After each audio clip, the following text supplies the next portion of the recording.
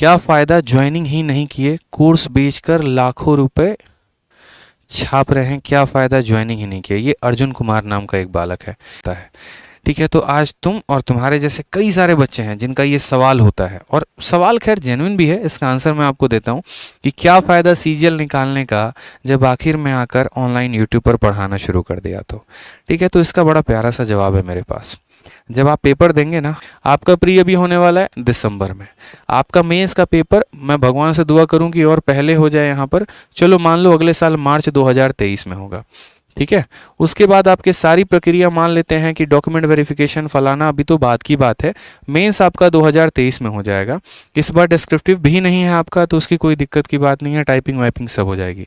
लेकिन फिर भी जो आपका फाइनल रिजल्ट और ज्वाइनिंग वाइनिंग जो आएगा ना, वो 2024 के जनवरी तक आएगा, आप मुझसे लिखवा लीजिए। तो मेरे भाई अर्जुन जी, मैं वैसा इंसान नहीं हूँ जो घर पे बैठ के 1 साल तक रोटी तोड़ूँ। ठीक है, कि जब तक मेरी ज्वाइनिंग नहीं आएगी तब तक मैं शिमला की, गोवा की और अलग अलग जगह के ट्रिप बना रहा हूँ अपने बाप के पैसे पे। ठीक है, मेरे अंदर भी कोई सेल्फ रेस्पेक्ट है कि यहाँ पर ऐसा नहीं है कि जब तक नहीं आया तब तक हम बेरोजगार बैठे। इसी वजह से हमारा जब पेपर था और डिस्क्रिप्टिव्स के दिन से लेकर ज्वाइनिंग के दिन तक 1 साल का हमारा पूरा गैप हो गया। अगर आप देखेंगे 2019 के पेपर में, तो उस 1 साल में बैठने से बेहतर हमने आप जैसे बच्चों को पढ़ाना समझा कि जो शायद थोड़ी सी शिक्षा ले लेना, तो शायद थोड़ा सा जो चपरासी लेवल की तैयारी कर रहे हैं तो वो शायद इनकम टैक्स इंस्पेक्टर तक पहुंच पाए। यही वजह था कि हाथ में मार्कर पकड़ा, यही वजह था कि ऑनलाइन आए, और यही वजह से हमने पढ़ाना शुरू किया। हर साल कई लोग आते हैं ना भाई, कई लोग आते हैं पढ़ाने, कई लोगों का होता है सीजीएल। कितने आते हैं आपको पढ़ाने, ये बताना ज़रा।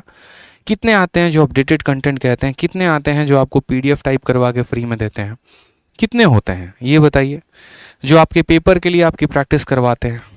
ठीक है, तो ये रीज़न है मेरे भाई यहाँ पर कि जब आए तो फिर यहाँ पर कैसे, ऐसे पहले तो सपना नहीं देखा था ना जब तैयारी करते थे कि आगे चल के बहुत बड़े टीचर बनने वाले हैं, आगे चल के हम ये करेंगे। ठीक है, तो ये एक अपॉर्चुनिटी थी लाइफ में, ये 1 साल। और इसमें जो पढ़ाने का तरीका था ना, जो पढ़ाया, जिस तरीके से बच्चों के लिए जो काम किया, जो डेडिकेशन के साथ मेहनत की, वो उन्हें पसंद में आया। और वो जब उन्हें पसंद में आया ना, तो बस वही बात होती है, ट्यूनिंग बैठ जाती है। तो किसी का ऐसा कुछ फिक्स नहीं होता है। अगर आपके मन में भी आज जॉब है ना, कल के दिन आप जॉब करेंगे, ठीक है, लेकिन आपका कल के दिन इंटरेस्ट कहीं और लगना शुरू हो जाए, किसी और काम में आपको खुशी मिलनी शुरू हो जाए, आप कब तक अपने जॉब को कंटिन्यू करेंगे।